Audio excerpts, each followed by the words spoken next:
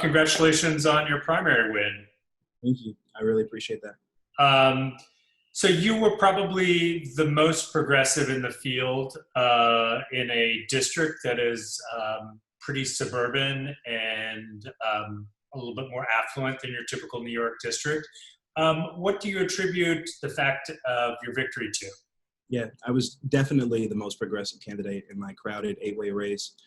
And, I attribute my victory to having a message that is progressive in nature and resonates with the people of this district. And, we couldn't have won without the support of people, right? I mean, we were the only people-powered campaign of the 8, again, in a crowded Democratic primary. And so I'm really grateful to the folks in this district who, as you noted, are suburbanites, right? This is not Brooklyn or Queens or Manhattan.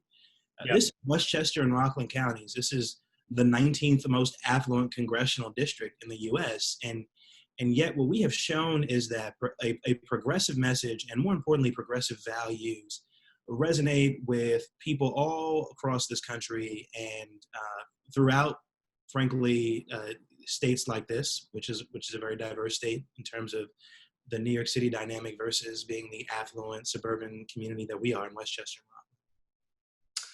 Rockland. Now, at the top of the ticket, you have Joe Biden, who is famously a moderate.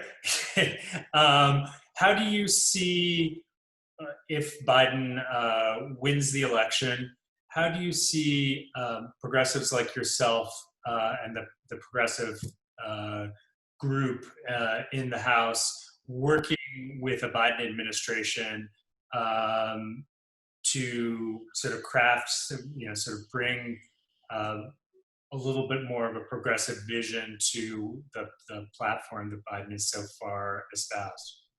Yeah, let's start by making the observation that when Joe Biden gets elected, he will be the most progressive candidate or president that we have ever given that position to as a society, right? I mean, he is more progressive than Barack Obama was when Barack Obama was running in 2008.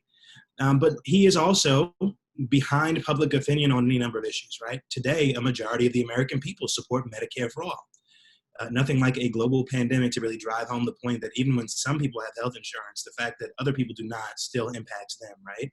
And so I think we're seeing public opinion shift for that very reason. And I hope to be someone who, and will be someone who encourages President Biden to move to the left on that issue and on any number of other issues, student debt relief, fairly taxing the super rich in this country who are not paying their fair share so that we can fund essential government services.